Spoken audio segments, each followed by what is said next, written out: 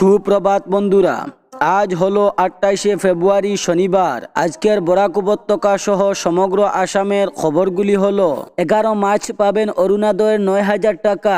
নারায়ণপুর প্রথম খণ্ডে প্রাণঘাতী হামলার ঘটনা তদন্তে পুলিশ। পানীয় জল সমস্যায় জুরবার উত্তর হাইলাকান্দি বহু গ্রাম। উন্নয়নের জোরালো দাবি শরীফনগর ফকিরটিলায়। বুট বয়কটের হুমকি। মুখ্যমন্ত্রী ডক্টর হিমন্ত বিশ্ব শর্মার ভার্চুয়াল সূচনায় শিল্প সংযুক্ত দক্ষতা শিক্ষায় নতুন দিগন্ত।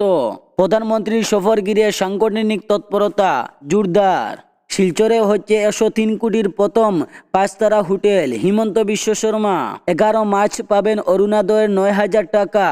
তাহলে বিস্তারিত খবরে যাওয়ার আগে এখনই চ্যানেলটি সাবস্ক্রাইব করুন এবং পাশে থাকা বেল আইকনটি বাজিয়ে রাখুন, যাহাতে সমস্ত খবরগুলি সবার আগে আপনার কাছে পৌঁছাতে পারে। এখন শুনুন আজকের খবরগুলির বিস্তারিত।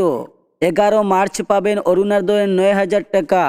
নির্বাচনের ঘোষণার আগে পূর্ণোদয় প্রকল্পের টাকা অগ্রিম প্রদানের সিদ্ধান্ত নিয়েছে সরকার। বৃহস্পতিবার ক্যাবিনেট বৈঠকে সিদ্ধান্ত নেওয়া হয়েছে 11 মার্চ রাজ্যের 29,70,000 মহিলার একই সঙ্গে 9,000 টাকা করে পাবেন। এজন্য সরকার 360 কোটি টাকা খরচ করবে। মুখ্যমন্ত্রী হিমন্ত বিশ্ব শর্মা জানিয়েছেন, জনকল্যাণমূলক উদ্যোগের অংশ হিসাবে আগামী 10 মার্চ রাত 11টায় একটি বৃহৎ ডাইরেক্ট বেনিফিট ট্রান্সফার কর্মসূচি চালু করা হবে। এই কর্মসূচির আওতায় প্রায় 3,600 কোটি টাকা ব্যয় করা হবে এবং অরুণোদয় প্রকল্পের অন্তর্ভুক্ত মহিলা উপভোক্তাদের এককালীন 9,000 টাকা আর্থিক সহায়তা প্রদান করা হবে। তার দাবি, এটি রাজ্যের অন্যতম বৃহৎ ডিবেট উদ্যোগ। শিলচরে হচ্ছে 103 কোটির প্রথম 5 তারা হোটেল। হিমন্ত বিশ্ব শর্মা। 14 মার্চ প্রধানমন্ত্রী নরেন্দ্র মোদীর হাতে শিলান্যাস হবে বরাক উপত্যকার প্রথম কৃষি মহাবিদ্যালয়। শ্রীভূমি জেলার পাতারকান্দি গড়ে তোলা হবে এই মহাবিদ্যালয় এবং এই প্রকল্পের জন্য বৃহস্পতিবার 122 কোটি টাকার অনুমোদন দিয়েছে অসম মন্ত্রিসভা। গুয়াহাটিতে ক্যাবিনেট বৈঠকের পর মুখ্যমন্ত্রী হিমন্ত বিশ্ব শর্মা বিষয়টি জনসম্মুখে তুলে ধরেন।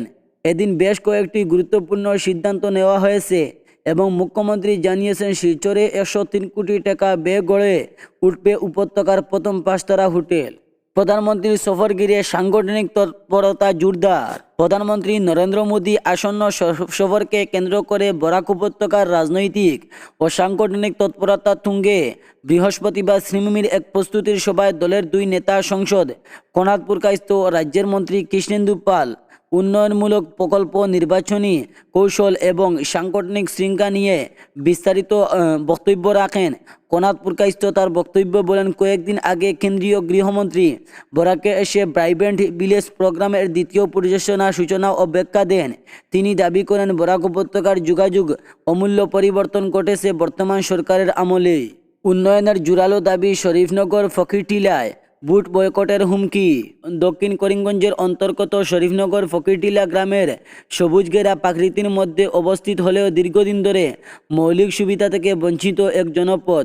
স্বাধীনতার এত বছর পুরনো গ্রামটি মানুষের জীবনযাত্রা যেন সময়ের চাকা থেকে অনেকটাই পিছিয়ে রয়েছে। রাস্তাঘাট, বিশুদ্ধ পানীয় জল, শিক্ষা ব্যবস্থা প্রতিটি ক্ষেত্রে স্পষ্ট অবহেলার ছাপ। রাস্তাঘাটের বেহাল দশা মানুষের দুর্ভোগের নিঃসঙ্গী। গ্রামের প্রবেশের মূল সড়ক থেকে শুরু করে অভ্যন্তরীণ যোগাযোগ ব্যবস্থা সবই ভাঙচুরা ও খোদায় পরিপূর্ণ। বর্ষা মরশুমে পরিস্থিতি আরও ভয়াবহ রূপ ধারণ করে।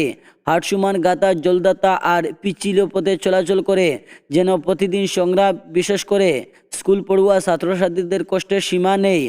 জুতো নিয়ে স্কুলে যেতে তাদের অনেক সময়।